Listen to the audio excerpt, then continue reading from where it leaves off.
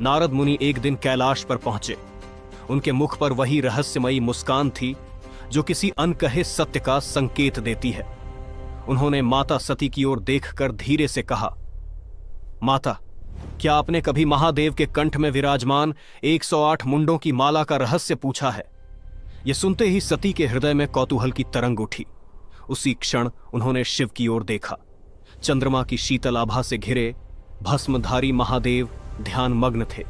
सती ने साहस बटोरकर प्रश्न किया, नाथ, आपके गले की यह मुंडमाला किसकी है? इसका रहस्य क्या है? महादेव ने नेत्र खोले। उनकी दृष्टि में करुणा, प्रेम और काल तीनों एक साथ लहराने लगे।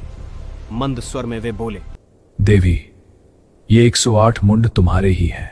सती स्तब्ध रह गई। शिव ने कहा, अनादिकाल से तुमने मुझे पाने के लिए 108 बार जन्म लिया। हर जन्म में तुमने तप किया, त्याग किया, देह छोड़ी, और हर बार मैं साक्षी रहा।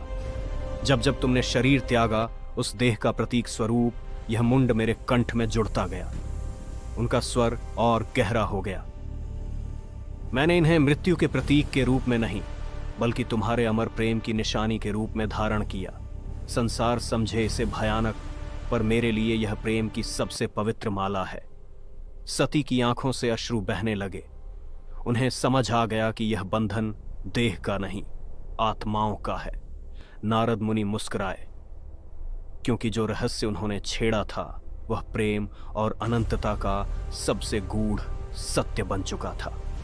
अगर आप महादेव के भक्त हैं तो लाइक और सब्सक्राइब जरूर करें